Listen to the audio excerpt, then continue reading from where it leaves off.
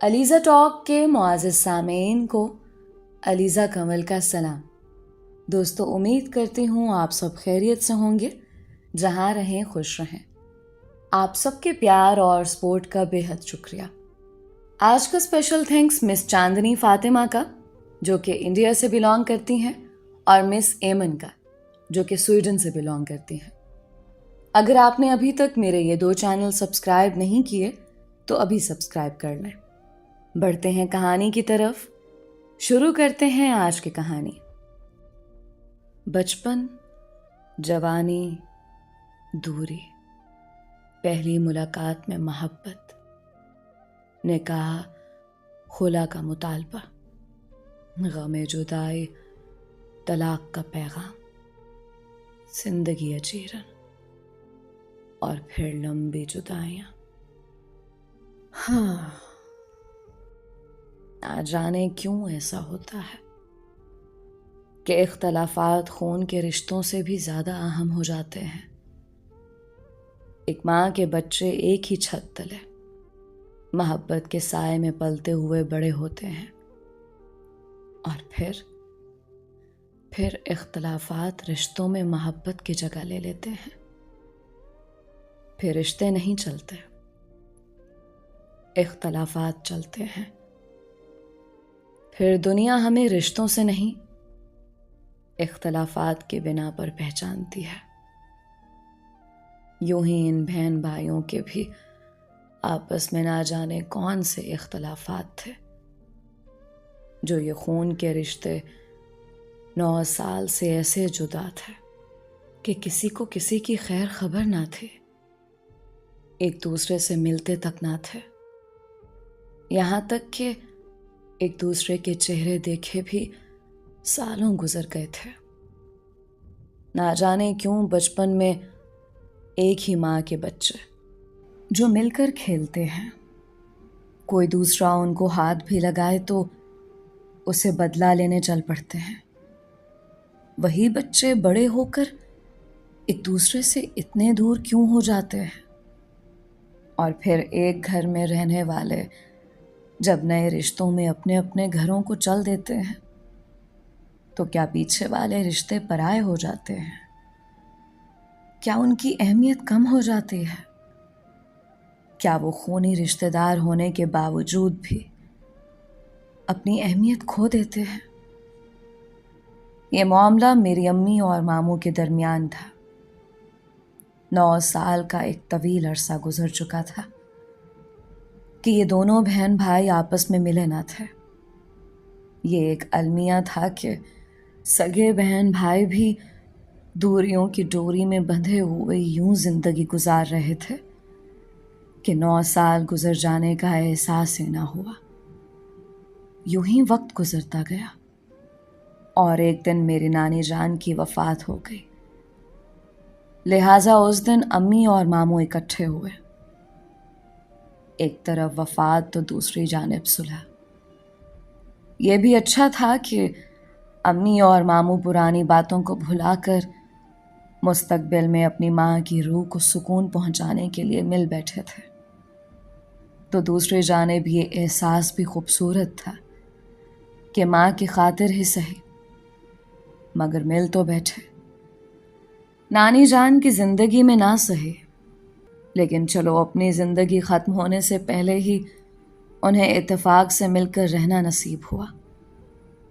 ایک طرف یہ واقعہ ہوا تو دوسری جانب چونکہ میں بھی امی کے ساتھ نانی جان کی وفات پر گیا تھا، میں بھی ماموں اور ان کے گھر والوں سے بہت عرصے بعد مل رہا تھا۔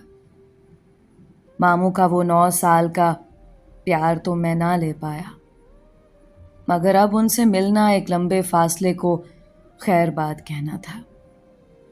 کون جانتا تھا کہ ان سے ملاقات میری زندگی کا ایک نیا رخ ہوگا، بلکہ یہ کہنا بھی بجا ہوگا کہ آج 9 سال بعد صلح کے پیچھے بھی یہی وجہ تھی کہ قسمت میری زندگی میں ایک نیا موڑ لانا چاہتی تھی، ایک ایسا موڑ جس کی راہ نہایت کٹھن تھی اور اس کا اختتام فقط جدائی تھی۔ میں نہیں جانتا تھا کہ نانی جان کی وفات کے ساتھ ایک اور رشتہ شروع ہونے جا رہا ہے۔ نانی جان کی وفات کے دنوں میں کراچی میں قیام کے دوران میری زندگی ایسے تبدیل ہونے لگی جیسے شہر سے گاؤں کی زندگی میں آنے سے آب و ہوا تبدیل ہوتی ہے، جیسے کسی دل ہارے کو جینے کی امید ملتی ہے، یا جیسے صدیوں سے بہتے کسی سمندر کو ساحل مل جاتا ہے۔ ماموں کی بیٹی کلثوم میری پہلی نظر کی محبت ثابت ہوئی۔ مجھے اسے دیکھتے ہی ایسا لگا جیسے وہ میری ہے۔ ایسا محسوس ہوا جیسے ہم کبھی جدا ہو گئے تھے اور آج اس لمبی جدائی کا طویل عرصہ مکمل ہونے کے بعد ملے ہوں۔ میں پہلی ملاقات میں ہی اس کا قدردان بن گیا تھا، جیسے وہ میرے دل کو بھا گئی ہو۔ یوں وہ مجھے ہر گزرتے دن کے ساتھ مزید اچھی اور دل کے قریب لگنے لگی۔ یوں ہی کچھ وقت گزرا، مجھے ایسا لگنے لگا اب میں کلثوم کے بغیر نہیں رہ پاؤں گا۔ مجھے خود سے زیادہ اس کی ضرورت محسوس ہونے لگی۔ وہ بھی محبت کی اس ڈور میں بندھی میری محبت کی موترف ٹھہرے۔ ہمیں اس بات کا اندازہ ہی نہیں ہوا کہ ہم اتنی جلدی کب اور کیسے محبت کی منازل طے کرتے کرتے اس قدر گہری محبت کے آنچل میں ڈوب گئے کہ اتنی دوری کے بعد بھی ہم کس طرح اتنے مختصر وقت میں اتنی شدت سے ایک دوسرے کو چاہنے لگے ہیں۔ بالآخر ہم نے اس کو محبت کا نام دیا، وہ محبت جو ازل سے ہی ہمارا مقدر تھی، اور آخر ایک دن ہمیں ملنا ہی تھا۔ ہم دونوں اس رشتے میں شریک ہونے کے برابر کے متمنی تھے۔ ایسے ہی بے پناہ محبت میں کچھ وقت گزرا۔ ہم ایک دوسرے کے بنا رہنے کا تصور بھی نہیں کر سکتے تھے، اور شادی کے متعلق ہماری یہ آخری خواہش تھی کہ اگر آپس میں شادی نہ ہوئی تو باقی زندگی جینے کا تو حق ہی ختم ہو جاتا ہے۔ ایک دوسرے کو پانے کے سوا ہمارا کوئی اور مقصد نہ تھا۔ سارے جہاں کی خوشیاں ایک طرف، لیکن ہمارے ملنے کی خوشی الگ تھی۔ ایسا لگتا تھا کلثوم میری محبت ہی نہیں بلکہ میری کائنات ہے۔ میں کلثوم کو کائنات کے ایک ایک ذرے سے زیادہ قیمتی سمجھتا تھا، اور اس کو کسی بھی قیمت پر کھونے کو تیار نہ تھا۔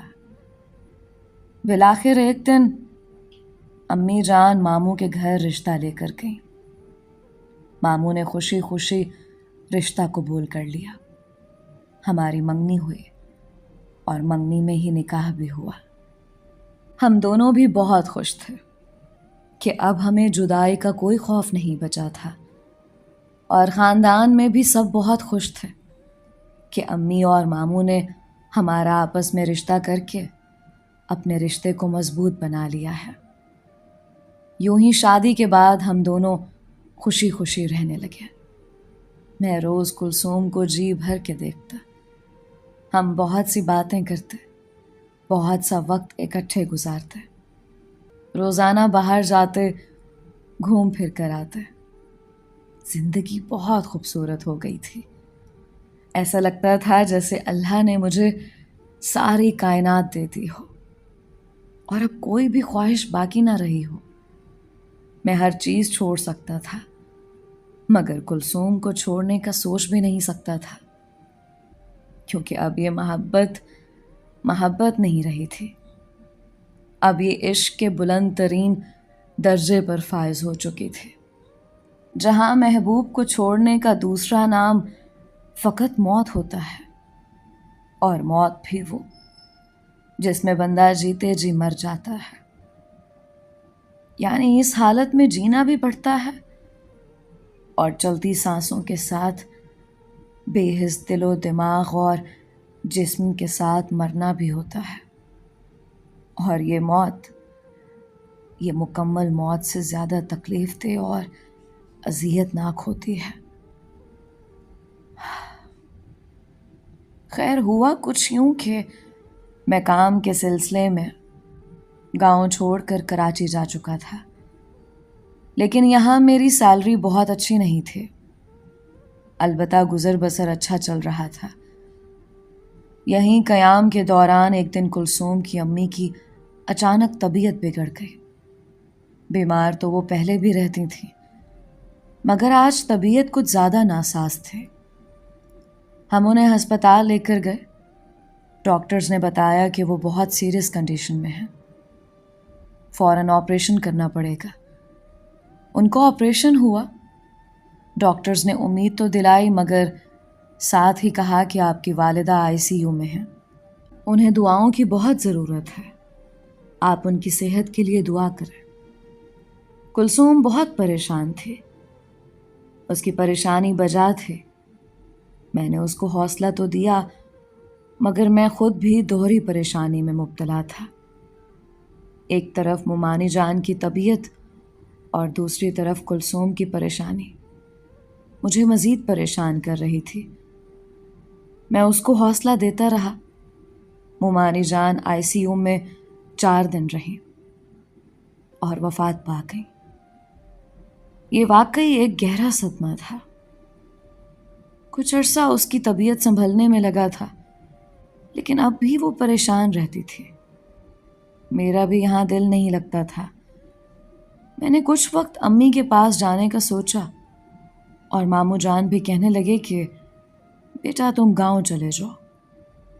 لہٰذا میں گاؤں آ گیا اور یہاں آ کر معمولی تنخواہ پر کام کر رہا تھا۔ میں گاؤں آیا اور نہیں جانتا تھا کہ میرے پیچھے کراچی میں کیا ہو رہا ہے۔ میں اپنی محبت کرنے والی بیوی کو وہاں چھوڑ کر آیا تھا، مگر وہ تو میری نہیں رہی تھی۔ اس کو میری محبت کی قدر ہی نہ رہی، اور نہ ہی اس نے اپنے اس وقت کو یاد کیا جب وہ بھی مجھے بے پناہ چاہتی تھی۔ اس کے بھائی کا ایک دوست تھا، حارث، جو اکثر گھر آتا جاتا تھا۔ وہ صرف ایک غیر مرد ہی نہیں تھا، بلکہ ایک زندہ سلامت بیوی کا شوہر اور 4 بچوں کا باپ تھا۔ کلثوم اب مجھے چھوڑ کر اس کی جانب مائل ہونا شروع ہو گئی تھی۔ وہ مجھے بتائے بنا اس کے ساتھ شاپنگ پر جاتے، دونوں ریسٹورانٹ میں بیٹھ کر کھانا کھاتے اور خوب انجوائے کرتے، بلکہ میری غیر موجودگی کا فائدہ اٹھاتے ہوئے کلثوم یہ بھول ہی گئی کہ میں مرا نہیں ہوں، بس شہر چھوڑ کر آیا ہوں۔ میں جب اس سے بات کرتا تو اس کے لہجے میں وہ اخلاص ہی نہیں تھا، وہ محبت نظر ہی نہیں آتی تھی جس سے وہ مجھ سے پہلے بات کیا کرتی تھی۔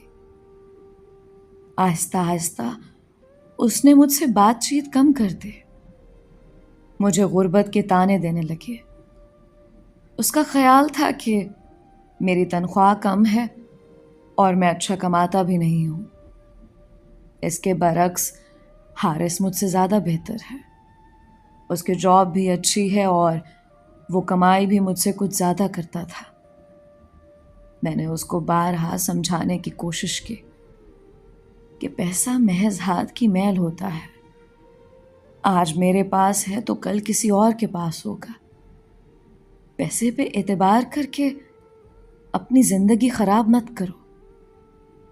تم یوں پیسے پہ بھروسہ کر کے اپنی محبت کو کیسے چھوڑ سکتی ہو؟ لیکن وہ میری ایک بھی سننے کو تیار نہ تھے۔ اسے اب میرا بات کرنا، میرا اس کو سمجھانا، اس کو ہماری محبت یاد دلانا، یہ سب بہت برا لگتا تھا۔ اس لیے اس نے مجھ سے بات کرنا بھی چھوڑ دیا، اور مزید یہ کہ مجھ پر الزام بھی لگانے لگ گئی، ایسے الزام جن کی کوئی بنیاد ہی نہ تھی۔ یہ سب اس نے اس لیے کیا کہ وہ مجھ سے خلا چاہتی تھی۔ اس نے اپنے بابا کو بتایا کہ میں بلال سے خلا چاہتی ہوں، اور ماموں نے بجائے کلثوم کو سمجھانے کے فوراً امی کو کال کی کہ بلال سے کہیں ہماری بیٹی کو طلاق دے دے۔ ماموں نے بات کرتے ہوئے یہ بھی نہ سوچا کہ میری بہن کا گھر ہے اور ہم پہلے بھی 9 سال بعد ملے ہیں، اور ملتے ہی بغیر وجہ کے طلاق کا مطالبہ۔ یہ سب کیا تھا؟ میں سمجھتا تھا کلثوم ایک دن سمجھ جائے گی، واپس پلٹ جائے گی، اس کو ہماری محبت ستائے گی اور وہ جلد حارث کو چھوڑ کر واپس آ جائے گی۔ لیکن جب میں نے خلا کا مطالبہ سنا، میرے تو پیروں تلے سے زمین ہی نکل گئی۔ ایسا لگا کہ کوئی آسمان سے پتھر برسا رہا ہے اور میرا دل میرے وجود میں اور میرا وجود ان پتھروں کے ہجوم میں ڈوبا جا رہا ہے۔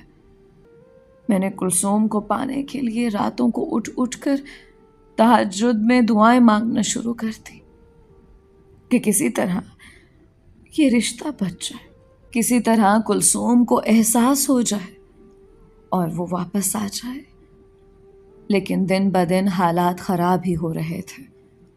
کلثوم یا اس کے گھر والوں کی طرف سے نہ کوئی فون کال اور نہ ہی کوئی خیر خبر موصول ہو رہی تھی۔ ایسے تھا جیسے وہ اپنی بات کر کے بری و ذمہ ہو گئے ہوں۔ لیکن دوسری طرف میں تھا، میں ہر گزرتے دن کے ساتھ بے بس اور بے آسرا ہو رہا تھا۔ میں کبھی بھی اس سے جدا ہونے کا تصور نہیں کر سکتا تھا، مگر نہ جانے اس نے کیسے مجھ سے الگ رہنے کا سوچ لیا۔ میں بہت کشمکش میں زندگی گزار رہا تھا۔ کچھ عرصہ گزرا تو ماموں نے امی اور ابو پر دباؤ ڈالنا شروع کر دیا کہ میری بیٹی جب آپ کے بیٹے کے ساتھ نہیں رہنا چاہتی تو پھر بلال طلاق کیوں نہیں دے رہا۔ ان کی باتوں سے جب امی ابو پریشان ہونے لگے تو انہوں نے مجھ سے کہا، اب بیٹا تم چھوڑ دو اس بات کو، کلثوم کو طلاق دے دو اور اس کو بھول جاؤ، ورنہ ہم دونوں خودکشی کر لیں گے اور زہر کھا کر مر جائیں گے۔ یہ بات بھی مجھے گوارا نہیں تھی کہ اپنے والدین کو کھو دوں، حالات چاہے رو بھی ہوں، لیکن والدین کا سایہ میں کبھی بھی نہیں کھونا چاہتا تھا، اور پھر اپنی غلطی کی وجہ سے تو بالکل بھی نہیں۔ لہٰذا میں نے اسے طلاق دی تھی، لیکن اس کے بعد زندگی محال ہو گئی۔ اب میں زندگی کو اس نظر سے دیکھ ہی نہیں سکتا تھا جس سے کلثوم کے ساتھ دیکھتا تھا۔ میں اب فقط مر جانا چاہتا تھا۔ میں نے خودکشی کرنے کی کوشش کی، لیکن امی نے بچا لیا۔ اس کے بعد بھی میں زندہ رہا، مگر جیتے جی مر گیا تھا، عین اسی طرح جس طرح روح کو مار کے جسم کو زندہ رکھنا پڑتا ہے، جہاں دماغ تو زندہ ہوتا ہے مگر ہمیشہ کھویا سا رہتا ہے، اور اس کی یادوں میں ہمیشہ وہی شخص ہوتا ہے جو ہمیں اس حالت تک لاتا ہے۔ اس کے بعد کلثوم کی عدت مکمل ہوئی اور اس نے اسی 4 بچوں کے باپ سے شادی کر لی۔ یہ سننا تھا کہ میں پھر نہ رہ سکا اور 2 بار مزید خودکشی کی کوشش کی، مگر میری امی نے اس بار بھی مجھے بچا لیا۔ میں اب زندگی سے تنگ آ چکا تھا۔ مجھے اس سب سے رہائی چاہیے تھی۔ میں اس درد اور اذیت کے ساتھ کب تک زندہ رہتا؟ اگر زندگی کو جینا نہیں تھا تو کم از کم اس کو گزارنا تو تھا، اور زندگی گزارنے کی کوئی تو وجہ ہوتی۔ یہی وجہ تھی کہ میں پاکستان میں ہرگز نہیں رہنا چاہتا تھا، لہٰذا میں سعودی عرب چلا گیا اور وہاں جا کر کاروبار میں دل لگانے کی کوشش کی تاکہ کلثوم، اس کی محبت اور اسے جڑی ہر بات کو بھلا سکوں۔ 4 سال گزر گئے لیکن دل کی حالت ٹھیک نہ ہوئی. جو آگ میرے دل میں جل رہی تھی وہ اگر بھڑک نہیں رہی تھی تو بجھے بھی نہیں تھی. میں اس کو بجھانا چاہتا تھا. میں نے یہ ملک بھی چھوڑا اور جرمنی میں سیٹ ہو گیا. یہاں بھی رہتے ہوئے مجھے آج 3 سال ہو گئے ہیں، لیکن میرا دل آج بھی اداس اور دنیا و مافیہ سے بیزار ہے.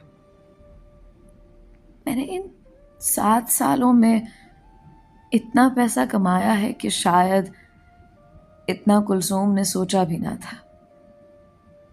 لیکن آج کلثوم وہ اپنی نند سے پریشان ہے. حارث کی جاب بھی ختم ہو گئی ہے، وہ کچھ بیمار بھی ہے اور ایک بار دل کا آپریشن بھی کروا چکی ہے. وہ اپنے کیے کی سزا پا رہی ہے. اس نے مجھے بہت تکلیف دی ہے. میری بہت سی درد بھری آہیں اس کے دروازے پر ایسے ہی دستک دے کر اس کو پریشان کرتی رہیں گی. وہ اب بھی پریشان ہے اور اب پچھتاتی ہے، لیکن اس کو کون بتائے کہ اب تو تم سب کچھ کھو چکی ہو. اب پچھتانے سے کچھ نہیں ہوگا. اور میں آج بھی اس کی کمی کو پورا نہیں کر پایا، کیونکہ میں نے اسے بے انتہا محبت کی تھی اور اسے بہت شدت سے چاہا تھا. لیکن وہ نہ جانے کیسے میری محبت بھول گئی. میں آج بھی اس دنیا میں نہیں رہنا چاہتا، فقط زندگی کے دن پورے کر رہا ہوں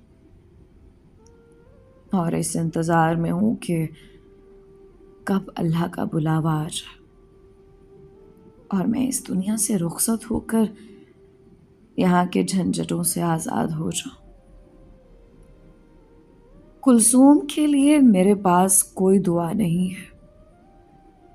میں نے اسے بے انتہا محبت کی، لیکن وہ فقط پیسے کے لیے مجھے چھوڑ گئی. لیکن آج اس کے پاس پیسہ بھی نہیں ہے. اس نے دراصل مجھے نہیں چھوڑا، میری روح کو چھوڑا ہے جس کی سزا وہ پا رہی ہے، اور شاید ساری زندگی اسی طرح پاتی رہے گی. دوستو، یہ تھی بلال کی درد بھری کہانی. امید کرتی ہوں کہ اس کہانی سے بہت سی خواتین نے بہت کچھ سیکھا ہوگا. دولت ہر شے نہیں ہے. دولت سے آپ اپنی محبت، اپنی خوشیاں نہیں خرید سکتے. اپنی رائے کا اظہار ضرور کیجیے گا. اگر آپ نے ابھی تک یہ چینل سبسکرائب نہیں کیا تو اس چینل کو ضرور سبسکرائب کیجیے گا اور کہانی کو اپنے پیاروں تک لازمی شیئر کیجیے گا. کیا پتہ کون کسی دوسرے کے تجربات سے بہت کچھ سیکھ لے. آپ مجھے کہاں سے سن رہے ہیں؟ اپنا نام اور اپنے شہر کا نام ضرور بتائیے گا. ملتے ہیں ایک نئی کہانی کے ساتھ. مجھے اپنی دعاؤں میں یاد رکھیں. علیزہ کمل کو اجازت دیجیے. اللہ حافظ.